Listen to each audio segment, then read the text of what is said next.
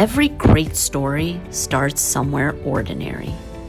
Ours began in a kitchen. No lab, no funding, just a stove, raw materials, and a pizza box. There was no manual, no team, just one man determined to solve a problem that no one else could figure out. He mixed early formulas by hand, coded samples on whatever he could find, cardboard, paper.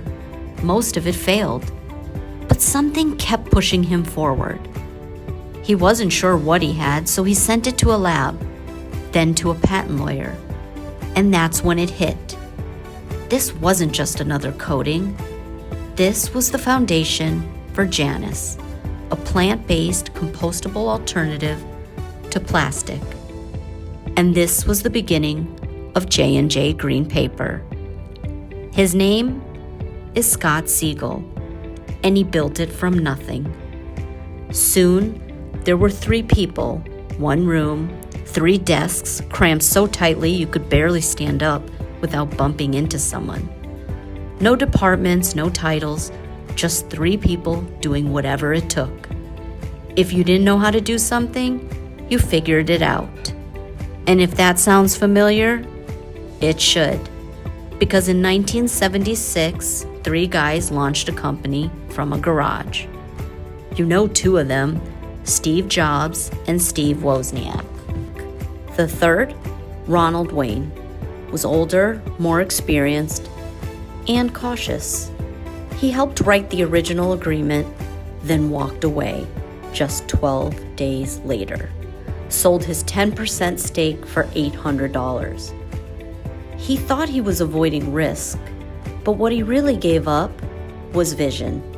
Today, that stake would be worth over $300 billion. Because Apple wasn't obvious. It wasn't polished, profitable, or well-received. It was uncertain, messy, dismissed by nearly everyone. Until it wasn't. And if that sounds familiar, consider this. Not every billion-dollar idea starts with a blueprint.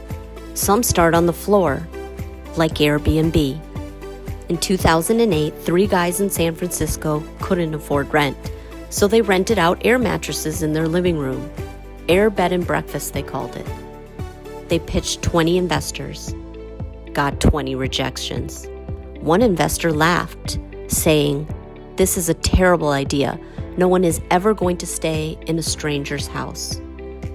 They couldn't get the money, so they sold novelty cereal boxes, Obama O's and Cap'n McCain's, to raise just enough to keep going.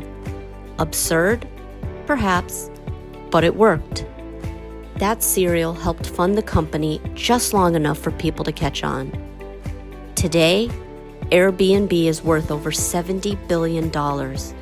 And those same investors, they missed one of the biggest ideas of the century. Behind every household name you know, there's a list of people who said no. Howard Schultz was turned down by 217 investors before Starbucks got its first yes. Colonel Sanders knocked on 1,009 doors before someone agreed to serve his fried chicken. James Dyson built 5,126 failed prototypes before perfecting the vacuum. J.K. Rowling received 12 rejections for Harry Potter. One publisher even told her to get a day job. Walt Disney was told he lacked imagination. Oprah was fired for being too emotional. FedEx founder Fred Smith got a C on the college paper that laid out his entire business model, his professor saying it wasn't realistic. What they all had in common? They were all told, "This won't work. You're not the one. Try something else." But they didn't back down. They stayed with it. And so did we. Because belief isn't just about vision. It's about stamina. And now we have proof. We have investors who believe, joint venture partners across the globe. We've worked with leading engineers to design equipment that produces Janus at industrial scale. built strategic partnerships, collaborated with converters. Today, Janus is in over 1,000 McDonald's restaurants across Argentina and Brazil.